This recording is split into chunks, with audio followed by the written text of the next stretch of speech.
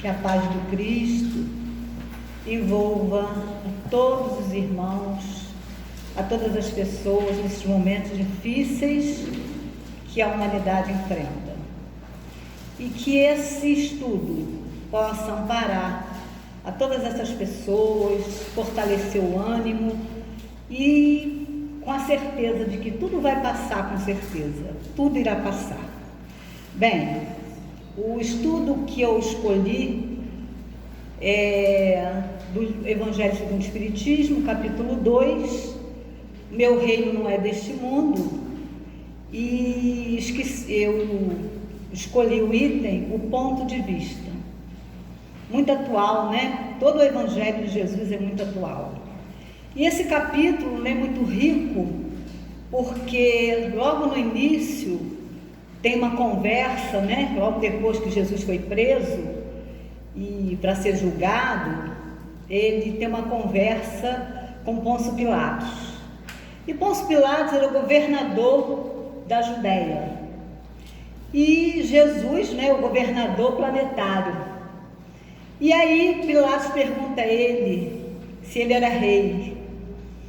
E ele disse claramente: meu reino não é deste mundo. Meu reino não é deste mundo. E Pilatos ficou assim meio sem saber o que fazer, porque para ele, né, tudo o que ele tinha de mais importante era o reinado dele da terra. Essa governança da terra, né? Da terra, da Judéia. Mas Jesus estava falando muito além do que uma simples governança, né? De um simples local. Até porque todo o reinado nosso, tudo que é de material, nós vamos deixar aqui no planeta Terra. Porque não vamos levar nem a nossa beleza, nem o poder, nem a riqueza, muito menos, né, os nossos cargos. Porque tudo que é construído na terra, de material, nós vamos deixar na terra. Porque tudo, né, que é material, nós não vamos levar para esse reino que Jesus estava falando. E esse reino, ele precisa ser construído dentro de nós. E com certeza essa construção, ela não se faz de uma hora para outra. É uma construção que leva muito tempo para que a gente possa concretizar esse reino dentro da gente. Então eu gostaria de ler um trechinho só desse ponto de vista, que são reflexões muito importantes de Kardec, e as reflexões dele são sempre muito importantes. Aliás, esse evangelho todo aqui, né, é importante demais quando ele fala assim. Vou ler devagar para todo mundo entender. A ideia clara e precisa que se faz da vida futura dá uma fé inabalável no porvir. Então não é qualquer fé.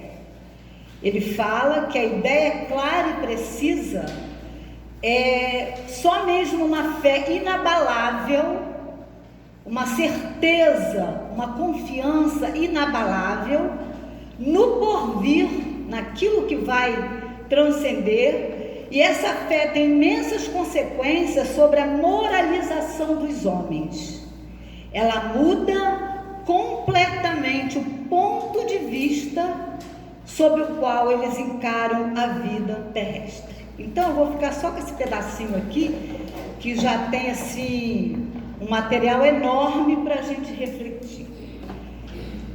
Quando ele fala, né, que o nosso ponto de vista ele muda quando nós temos uma clara certeza de que esse porvir virá. Esse porvir é a certeza que nós temos. Qual a certeza que nós temos hoje? Que todos nós não somos daqui, que todos nós vamos sobreviver a essa matéria. E depois dessa matéria, o que virá? Essa é a certeza que a gente tem que ter, principalmente nós espíritas, que estudamos o tempo todo, não só a vida física, mas principalmente a vida espiritual, que é a verdadeira vida, é a pátria verdadeira, onde todos nós nos encontraremos. Agora, como nós nos encontraremos? Então, né, nós vamos pegar aqui a questão 961, quando ele diz aqui para nós: qual é o sentimento dos homens quando chegar nessa vida futura? Né? Qual o sentimento? Ele diz para os céticos é a dúvida, com certeza, né? Para a pessoa que não acredita é dúvida. Para as pessoas que não são boas, para as pessoas culpadas ou mais, é simplesmente o temor. As pessoas temem, porque sabem que não são boas, sabem que não estão fazendo coisas boas, então um temor para elas. E para os homens de bem, a esperança. É isso que a doutrina traz para a gente: esperança em dias melhores, esperança de que além dessa vida material, né, além de tudo isso que nós estamos vivendo aqui, dessa passagem breve que é o corpo físico, porque o corpo físico é uma passagem breve, e a gente não sabe quanto tempo vai ficar aqui, se 20, se 30, se 50, se 100, ninguém sabe, na realidade. Claro que nós tivemos um programa lá, mas no esquecimento temporário, nós não sabemos quanto tempo ficaremos aqui, mas sabemos, temos a certeza que um dia iremos. Então, se nós vamos, né, partir daqui para o mundo espiritual, nós temos que ter a certeza, nós temos que ter essa esperança em dias melhores, porque fica muito difícil para nós viver no mundo ainda com tantas complicações, com tantas dificuldades, onde a dor, a fome, a dificuldade, os problemas campeiam por toda a terra, não é só no Brasil, campeiam por toda a terra, e que nós, né, somos muito frágeis ainda para enfrentar. Haja visto essa pandemia, olha a fragilidade dos homens, porque não temos essa certeza, porque a nossa fé não é inabalável, porque se fosse inabalável não temeríamos nada. Como Jesus algum dia temeu alguma coisa? Não. Naquela tempestade no barco, os apóstolos apavorados, né, com a tempestade, e ele dormia simplesmente. Por quê? Porque ele sabia que tudo isso é momentâneo, que a natureza, né, a gente não precisa temer. Então, né, nós ainda estamos aqui numa breve passagem, e nessa passagem ainda de muita dor, de muita dificuldade, mas a esperança do espírita, daquele que tem conhecimento da doutrina, de tudo aquilo que foi codificado pelo nosso querido Allan Kardec, nós temos que ter a certeza que, além disso tudo, ter uma vida melhor. Claro que ter uma vida melhor. E a 996 pergunta se a gente sabe, né, que ter uma vida melhor, por que tanta indecisão nossa ainda? Por que tanta dificuldade ainda com as penas, com os gozos? Porque a gente não tem ainda uma clareza de tudo isso. Ele diz que é a nossa infantilidade, a nossa ingenuidade. Kardec coloca sempre, em toda a codificação, ele é muito claro quando ele diz que 2 obstáculos obstam ao nosso progresso, à nossa vontade de melhorar. O que é, né? Ele diz que, primeiro, é a ignorância. Quando a gente fala ignorante, não o termo pejorativo, mas de ignorar, de não saber. E o outro, ele diz o interesse pessoal. Então, são 2 coisas, são 2 obstáculos terríveis para a nossa evolução. Então, ele diz aqui a nossa infantilidade, a nossa ignorância, a nossa maneira ainda, né, criança de ver a vida, como diz Emmanuel no livro Caminho, Verdade e Vida, crianças, meninos espirituais. Somos meninos espirituais. Somos ainda pessoas que vivem mais a vida material do que espiritual. Então, com essa ignorância, essa falta de conhecimento nosso, né? E esse interesse pessoal, porque tudo colocamos o nosso interesse, não vemos o interesse do outro, vemos só o nosso. Então isso traz um obstáculo imenso imenso para a nossa evolução. E ele fala aqui, um trechinho também bem pequeno, quando ele diz assim: muitíssimo incompleta é a vossa linguagem para exprimir o que está fora de vós. Teve-se então que recorrer a comparações e tomaste como realidade as imagens e figuras que se serviram para essas comparações.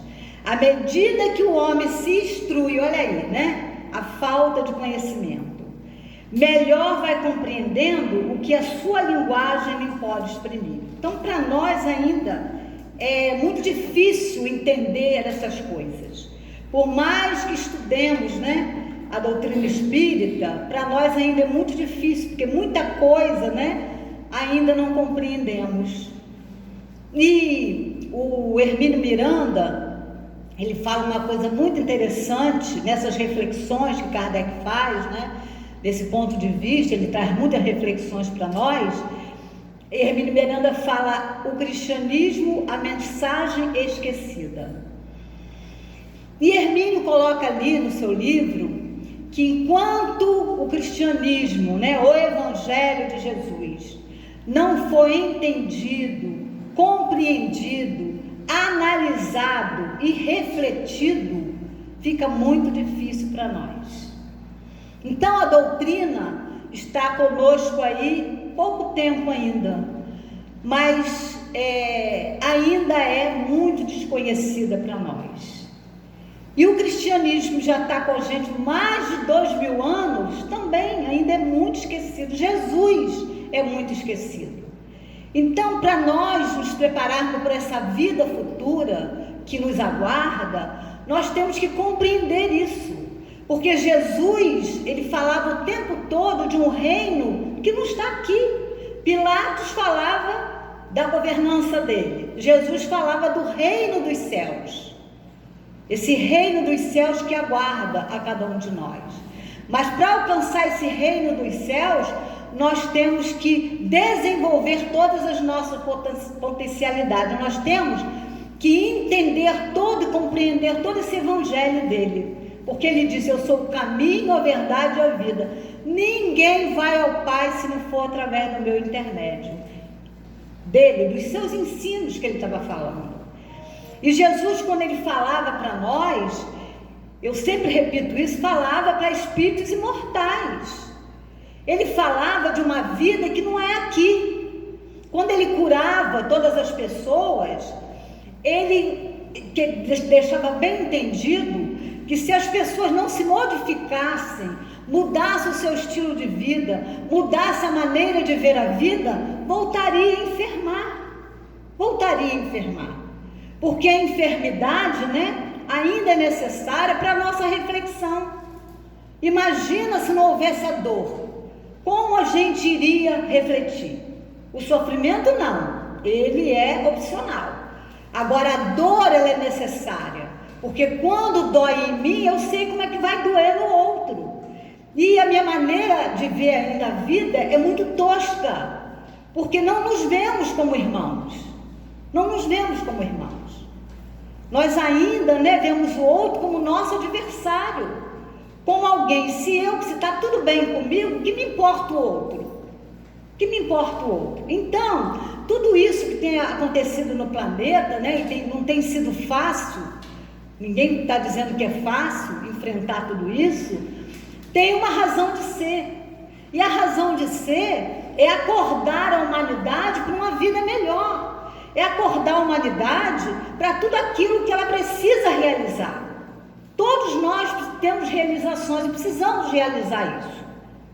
Precisamos realizar. Não podemos nos acomodar nessa vida material que vai perecer. Qual é a nossa certeza? Que nascemos e que vamos morrer. Mas, né, entre o nascimento e a morte, precisamos realizar aquilo que nos toca na obra da criação. A obra da criação, né, Deus conta conosco. Fizemos uma programação no plano espiritual e temos que dar conta, cada um, do nosso ministério. E esse ponto de vista, né, Quando eu foco a minha vida na moralidade, numa pessoa melhor, ela muda. E quando meu ponto de vista não está aqui na terra, está simplesmente no que vai acontecer mais tarde, nessa vida futura, nós vamos mudar com certeza a maneira de ver as coisas.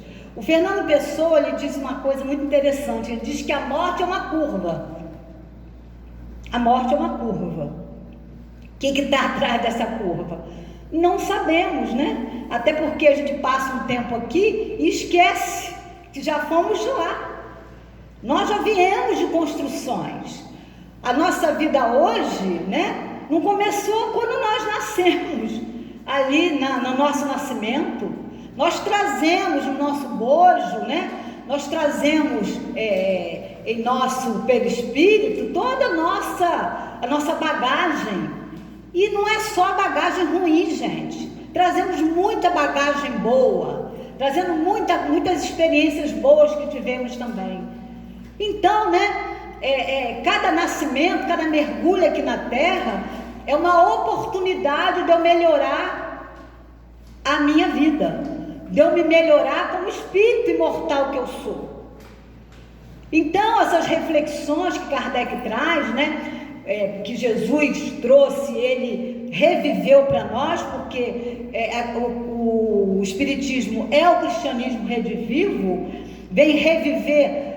O Espiritismo não trouxe nenhuma novidade, é uma ciência nova, sim, é uma ciência nova, é uma maneira nova de ver, mas não trouxe nenhuma novidade para nós, porque Jesus já tinha trazido.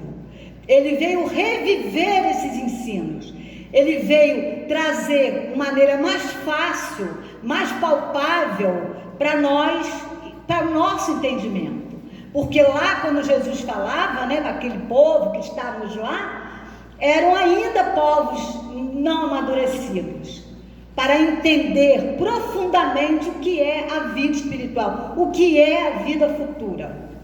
Não tínhamos ainda esse entendimento. Hoje, mais amadurecidos, a doutrina traz para nós esse ponto de vista diferente. Onde nós temos que colocar, onde está o vosso tesouro, aí estará o vosso coração. Onde temos colocado o nosso coração? Onde? Nas coisas materiais? Eu não estou dizendo aqui, gente, que as coisas materiais não são importantes. Comer, vestir, trabalhar, produzir é muito importante. Até viver um certo conforto é muito importante.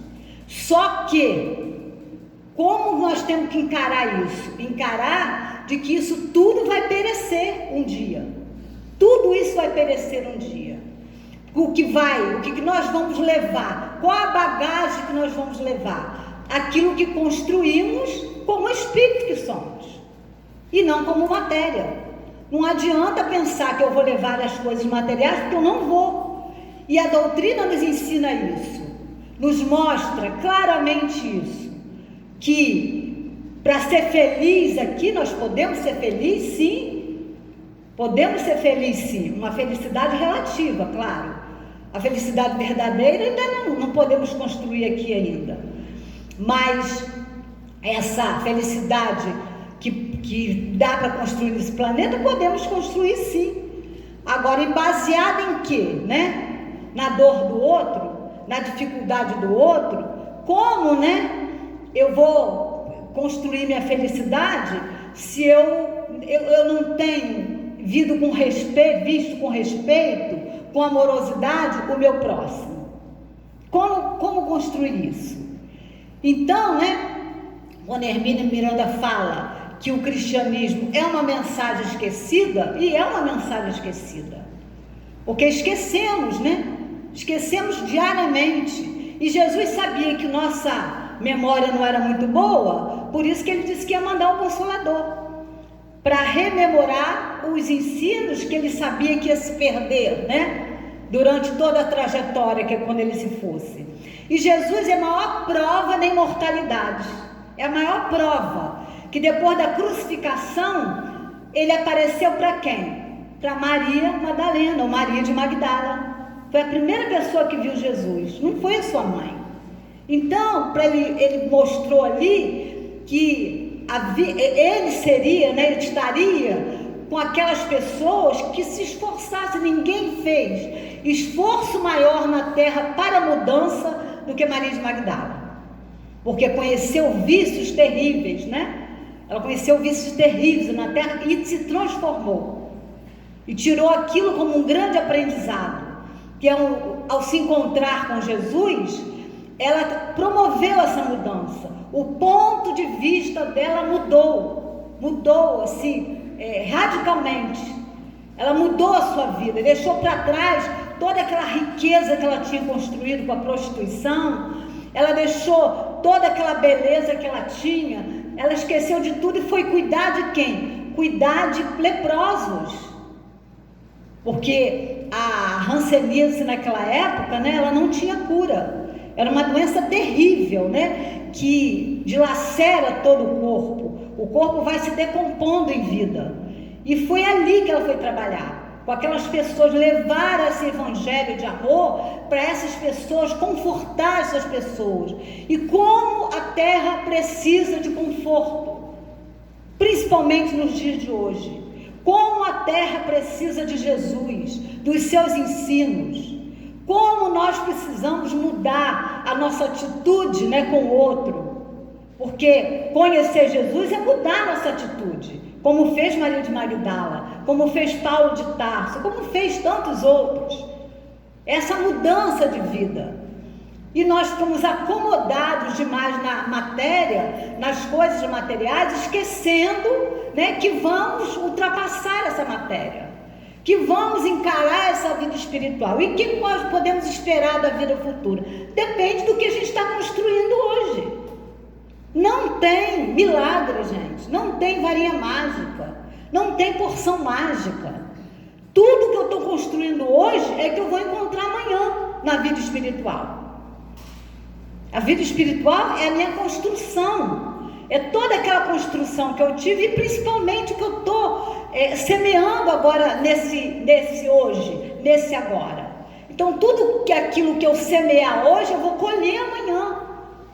Porque nós sabemos muito bem, a semeadura é livre, mas a colheita é obrigatória. Então, né, nós temos que trabalhar esse hoje.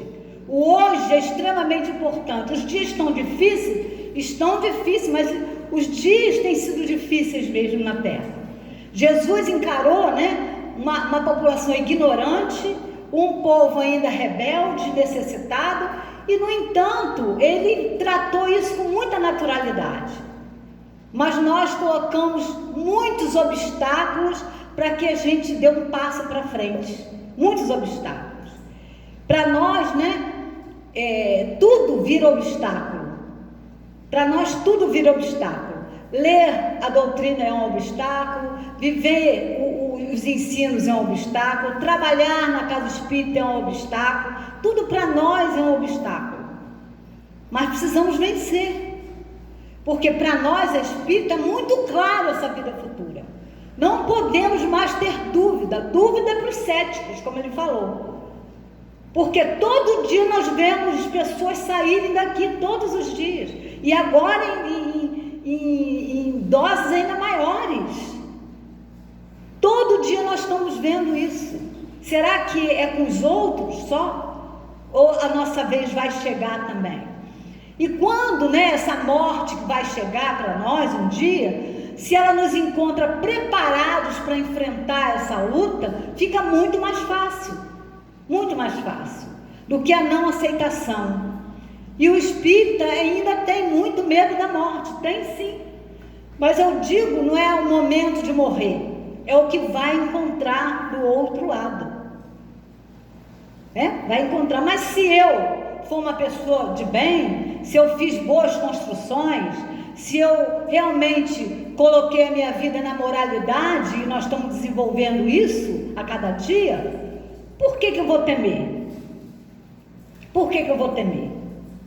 Mas o temor é esse, que ficamos, né, agarrados a coisas e às pessoas. Às vezes somos até desprendidos com as coisas materiais, em dar uma bolsa, né? Uma cesta básica, em dar uma roupa, um calçado. Para a gente dar dinheiro, às vezes é até fácil. Agora, nos desprendermos das pessoas, que é bastante difícil ainda para nós, mas precisamos exercitar isso, porque estamos vivendo com as pessoas, amamos essas pessoas, mas elas não nos pertencem. Não viemos juntos e não iremos juntos. Nem nas desencarnações coletivas, pessoas cada um no seu patamar. Porque embora a Terra seja de expiações e provas, e ela nós estamos aqui expiando as nossas faltas e, né, também vivendo as nossas provas, e com certeza cada um vivenciando a sua, mas cada um aqui está num patamar espiritual diferente. Cada um está num patamar espiritual diferente. Então, essa conquista, né? Nós temos que conquistar essas duas asas. A asa que é da inteligência, porque é importante desenvolver essa inteligência, é importante desenvolvimento das artes, da ciência, da tecnologia, é importantíssimo isso, né? Mas não é só isso. Nós temos que desenvolver outra asa, extremamente importante, que é a asa da moralidade. E ela se desenvolve como? Nas relações sociais. Não podemos ser ingênuos, né?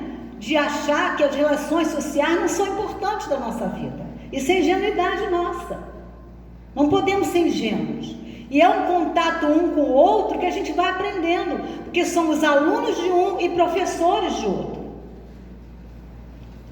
Então precisamos, né, entender que encarar, né, saber da vida futura, saber o que encontrar nessa vida futura, o que vamos encontrar lá faz muita diferença para a gente, porque o trabalho, como eu falei, as ações são muito importantes, mas quando eu, né, coloco toda a minha vida na vida material, eu começo a ter, né, uma maneira diferente, que o ter é mais importante do que o ser.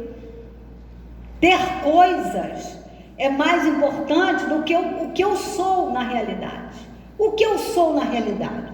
Um espírito imortal precisando melhorar dessa vida, porque é para isso que eu vim, para melhorar a minha condição agora. E que maravilha a gente estar encarnado, mesmo em todas as dificuldades que a gente está passando. Que maravilha é estar aqui, tendo a oportunidade, né, de fazer tanta coisa, de mudar todo aquilo, a nossa trajetória, fazer diferente do que nós não fizemos lá atrás. Nós temos que fazer diferente hoje. Quando eu começo a colocar tudo que eu tenho na matéria, quando eu começo a ver só a matéria na minha vida, fica difícil eu me desprender daqui. O meu desprendimento vai ser muito doloroso, quando eu estou simplesmente agarrada a coisa, a casa, a carro, a roupa, calçado. Isso tudo é perecível. Tudo isso nós não podemos levar nada disso quando nós formos. Lembrar que tudo isso fica na terra. Na terra, para quem está na terra. Para nós que vamos para o plano espiritual, temos que levar outras coisas. E quando a minha visão é de vida futura, quando a minha visão é saber que eu sou um espírito imortal e que eu vou encarar uma vida diferente lá, a nossa percepção muda. Eu me sinto mais responsável pela minha vida, pela vida do outro. Eu olho o outro com uma amorosidade maior. Eu olho o outro como irmão que somos em humanidade. Eu começo a não se importar só com a minha vida, mas me importar principalmente com a vida do outro. Não de me excluir na vida do outro, mas saber o que o outro está precisando, o que eu posso fazer para aliviar a dor do outro. E muitas vezes isso não precisa de dinheiro, porque a verdadeira caridade de Jesus não é nada de dinheiro. é a benevolência para com todos, indulgência com as imperfeições dos outros e perdão das ofensas. Quando eu coloco o meu ouvido para ouvir o outro, o que o outro tem para me dizer? E muitas vezes, gente, a gente está fazendo até um atendimento com o outro e a gente não está ouvindo o que o outro está falando, a gente não está olhando para o outro como deveríamos olhar. Nem às vezes no atendimento fraterno na casa espírita a gente se coloca à disposição para ouvir o outro, porque o que mais as pessoas hoje estão precisando é de que sejam ouvidas, é que participe um pouco da sua dor, não é fazer, se envolver na vida do outro, não é isso. Porque ajudar, como diz André Luiz, é não se envolver emocionalmente no problema do outro. Porque se me envolvo emocionalmente no problema do outro, eu não ajudo, eu atrapalho. Mas é me colocar à disposição o que eu posso fazer para melhorar, para a vida do outro ser mais confortável. O que eu posso fazer? Isso faz toda uma diferença na nossa vida. Quando eu olho o outro e percebo a dor do outro, hoje as pessoas estão muito doídas, sofridas, pessoas perdendo seus entes queridos, pessoas apavoradas com a doença que está campeando aí no nosso planeta. Então, quando você chega e diz, vai passar, ouve o outro, a questão do outro, porque às vezes aquela questão para nós é até fácil de resolver, mas para o outro às vezes é extremamente difícil. Então é não julgar, é olhar o outro de modo diferenciado e saber que tudo que nós estamos passando aqui vai passar. Agora, se nós começamos a ver esses noticiários todo dia, isso vai trazendo uma angústia para a nossa vida e as pessoas estão angustiadas.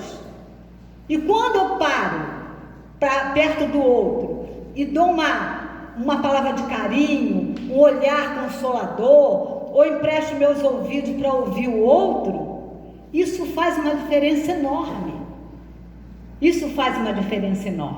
Então, essa vida futura, é construída no dia de hoje. Hoje nós estamos construindo o nosso amanhã. E o nosso amanhã poderá ser maior ou melhor, pior ou melhor, dependendo de como eu estou vivendo a situação hoje. Quais são as minhas conquistas hoje? Eu estou conquistando coisas verdadeiras que eu vou levar? Eu estou preparando a minha bagagem de modo de chegar lá e ter essa conquista? Porque não tem milagre. Não, 2 e 2 tem que dar 4. Se eu não procuro uma bagagem, se eu não construo uma bagagem melhor, eu não vou levar nada de melhor para o outro lado. Mas se eu faço uma construção melhor, com certeza eu vou encontrar uma construção melhor lá. Então, temos que trabalhar? Temos, Temos que viver a vida material? Sim. Tem até uma mensagem linda no Evangelho, cuidar do corpo e do espírito. O corpo é necessário. É a nossa vestimenta, é o nosso soma, é aquilo que nós estamos fazendo, é um instrumento para que a gente possa estar aqui, nos renovando, nos melhorando. É importante, mas ele vai perecer. E o que vai realmente contar na nossa vida é essa vida que virá. É essa vida que nós estamos conquistando cada dia hoje. A vida futura é uma conquista diária. Esse reino dos céus que Jesus fala é também uma conquista diária. Leon Denis fala no seu grande livro fantástico, O Problema do Ser, o Destino da Dor. Ele fala que nós temos um Deus interno, mas temos um eu também. Nós temos um ego, que o ego é construído quando a gente nasce, é a nossa personalidade. Agora, esse Deus interno é a nossa espiritualidade, é aquilo que transcende, porque é uma grande diferença, de religiosidade e espiritualidade. Religiosidade é essa conexão com Deus, com a natureza. Agora, espiritualidade é quando eu transcendo isso, quando eu coloco tudo, né, numa vida melhor, quando eu sou uma pessoa melhor, quando eu transcendo isso. Então isso é espiritualidade. Então esse Deus interno que Leon Denis fala no seu livro O Problema do Ser e o Destino da Dor, é essa transcendência, e que tudo que há de melhor, todas as nossas ações maravilhosas, todas as nossas aspirações, todas as coisas boas que a gente realiza, vem dessa espiritualidade, vem desse Deus interno. E a gente queria falar aqui, né, que existe no livro Céu e Inferno, um código chamado Código Penal da Vida Futura. Vamos lá, gente, vamos olhar isso com carinho, lá no Céu e Inferno. São 32 códigos. No 33º código, ele faz um resumo, dizendo, né, esse resumo ele faz o seguinte, dizendo que a imperfeição é o sofrimento, o primeiro código desse resumo, que o sofrimento é inerente à imperfeição do homem, é inerente à imperfeição, e que, né, que toda imperfeição, e esse é o segundo, e toda falta por ela promanada tem consequências. É isso que eu estava falando. Tudo que a gente faz aqui tem consequências. Não é castigo de Deus. Deus não castiga absolutamente ninguém. Deus ama profundamente, amorosamente os seus filhos. Ele quer sempre o melhor para cada um de nós. E nos dá, né, inúmeras oportunidades para a nossa melhora. Nos dá inúmeras. E toda vez, né, que a gente faz alguma coisa, cada ação nossa tem uma consequência. Se a ação é boa, nós vamos ter consequência, tanto na vida física como na vida espiritual. E se nossa ação não é má, não é boa, é má, também tem consequência. Não é castigo. Castigo é diferente. É consequência, é responsabilidade. Quando recebemos o nosso livre-arbítrio, nós recebemos uma coisa também chamada responsabilidade. Né? É aquilo que eu falei, semeadora livre, colheita obrigatória. Então temos consequências, e cada ação, né, tem consequências, tanto agora como no futuro. E ele diz que, no 3º código, ele diz que tudo que a gente faz, que a gente tem que colocar a vontade, porque a vontade sempre é nossa, é direção que a gente toma. Tudo isso, né, vai fazer com que a gente melhore a nossa vida. A gente tem a oportunidade de melhorar. Imagina se Deus, né, coloca a gente na terra para viver e só desgraça acontece. Não.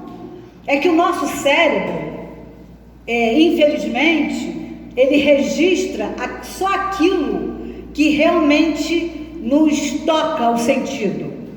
Então as coisas ruins ficam registradas. E a gente acha, né, que toda a nossa vida tem mais coisas ruins do que boas, mas não. Isso é uma maneira embaçada de ver a vida. É uma maneira ainda tosca de ver a vida. A nossa vida toda, que a gente passa aqui no planeta, tem muito mais coisas boas do que ruins. Mas o que a gente registra? Mais as coisas ruins. Eu estou aprendendo a meditar, né? Eu fiz um curso de meditação e autoconhecimento e que tem me trazido muita coisa boa. E nessa meditação eu só via coisa ruim, gente. Eu disse, meu Deus, será que não tem nada de coisa boa na minha vida? Será que não tem nada de bom? E eu fui insistindo, né, na meditação. Eu faço isso todos os dias. Primeira coisa, antes de sair da minha cama, é fazer oração e meditar. Duas coisas que eu me propus a fazer e está me ajudando muito, né, para eu poder me entender, porque a gente é complexo, nós somos seres complexos. Isso está me fazendo me voltar mais para dentro de mim e fazer entender mais a vida, que é complexa mesmo, é difícil. Então eu comecei a meditar, né, lá de março, fiz um curso lá com Haroldo Dutra Dias, de que ele tem 2 canais, um profissional e um espírita, que as pessoas confundem, e ele tem esse trabalho profissional dele que é chamado Odisseia. E eu fiz um curso de meditação e autoconhecimento. E nessa meditação eu só via coisa ruim. Eu disse, meu Deus, não é possível que eu só tenha coisa ruim na vida. E aí continuei, agora eu estou conseguindo ver coisas boas na minha vida. Porque tudo é uma insistência. Comecei com 1 minutinho, agora já faço 15, 20 minutos de meditação. E assim, tranquilo, eu não conseguia, gente, ficar sentada na cadeira, ou sentada na cama, ou deitada na cama 1 minuto. Eu ficava, aquela crise de ansiedade, né, que hoje está assolando o mundo, essa ansiedade que a pessoa vive. E eu comecei a querer desacelerar, porque eu sou muito acelerada. E eu disse, não, eu preciso desacelerar, porque isso vai me trazer consequências ruins para o meu corpo físico que estava trazendo. E eu comecei a desacelerar, fazendo a meditação de um minutinho, depois eu fui me acalmando. Hoje eu faço 15, 20 minutos, assim, tranquilo, mas fico tranquila. Fecho meu olho, faço aquela respiração e a minha mente começa a ver, né? Porque quem vê a nossa consciência, essa espiritualidade. Então a gente começa a ver, hoje eu começo a ver coisas boas. Isso tem me trazido assim uma tranquilidade muito grande. Então, como ele diz aqui nesse 3º código, né? Que a vontade faz com que a gente faça coisas melhores. E que ele acaba de dizer, né? Cada um segundo as suas obras. Tal é a lei divina. Olha que beleza, né? A cada um segundo as suas obras. Então, é importante, né? É a construção dessas obras. Então, nós não vamos ter privilégios na lei divina. Ninguém tem privilégio. Deus ama a todos igualmente. Dá oportunidades a todos igualmente. Deixa a gente vivenciar as nossas experiências com o nosso livre-arbítrio. É assim, igualmente. Só que a construção é nossa. Nós temos que construir. E para chegar nesse mundo espiritual, nessa pátria verdadeira, nessa vida futura melhor, nós temos que construir aqui na terra. Temos que ter obras, né? Obrar no bem. Porque Jesus espera de cada um de nós. Que cada um de nós aqui, eu sou ministro. Cada um de nós aqui com o seu ministério, somos ministros dele. De Deus, de Jesus. E que bom, né, que estamos aqui podendo realizar essas coisas. Podendo fazer boas obras. Podemos conquistar coisas melhores. Esquecer um pouco da matéria. Como diz, dá a importância que ela tem. E às vezes a gente dá importância até uma unha que encravada. Vamos te dar essa importância. Vamos dar às coisas a importância que as coisas têm. Não vamos sobrecarregar mais a nossa vida. Muito pelo contrário, vamos aliviar a nossa vida, a nossa vivência aqui. E a gente pode melhorar isso. E como é que a gente pode melhorar? Fazendo bem para as pessoas. E todo mundo diariamente tem oportunidade. Ao acordar, a gente já sabe, né? Que a gente só olhar a natureza, e eu vivo lá na minha casa, tem muita natureza, tanto à frente como atrás. Quando eu olho, né? Aquela mangueira, aquela jabuticabeira, né? Eu adoro flor. Eu adoro flor. E quando eu vejo as flores nos meus vasos, a gente fica mais feliz. A gente sente, né? Que a gente pode ser uma pessoa melhor. Eu queria aqui terminar com uma história que eu achei assim, muito importante. Vocês vão lá, quando contar histórias em inglês, acho que está doida. Por que ela está contando essa história? Mas no Japão e na China tem uma planta chamada bambu, que uns dizem que é bambu chinês, outro diz que é bambu japonês, não vamos entrar nesse mérito. Mas a planta é chamada bambu. O bambu, ela fica 5 anos, depois que ela é plantada, construindo a sua raiz na terra. O agricultor fica assim meio ansioso, né? porque ela leva 5 anos só para construir aquele alicerce dela, que é toda aquela raiz. Ela leva 5 anos. E depois de 5 anos aparecem os primeiros brotos do bambu, tanto japonês como chinês. E esse bambu, em 1 ano, ele adquire 5 metros. Em 1 ano. E por que eu trouxe essa história? 2020 foi essa, vamos dizer, essa raiz desse bambu, onde as dificuldades que nós passamos, o isolamento social, esse distanciamento, fez com que, o que Deus quis para nós isso, Qual é a lição dele? Para que a gente pudesse construir raízes, essas raízes como o bambu. E depois disso tudo, vem 2021, e eu espero, gente, que esse 2021 a gente faça igual o bambu, que a gente floresça, que a gente cresça, que a gente melhore, que a gente seja, sim, uma pessoa melhor a cada dia. Então vamos tirar essa experiência do bambu, desses 5 anos construindo essa raiz, e vamos fazer com que 2021 floresça para a gente, seja um ano melhor, que a gente tire toda essa experiência do 2020 para a gente construir coisas melhores aqui, porque essa pandemia ela não veio para arrasar a gente, ela não veio para dizimar a gente, ela veio para a gente poder construir uma vida melhor dentro da gente, esse reino de Deus. Ela veio para trazer experiências melhores, para que a gente possa se tornar uma pessoa melhor. Um feliz 2021 para todos, e que Deus nos abençoe e nos dê muita paz. Obrigada.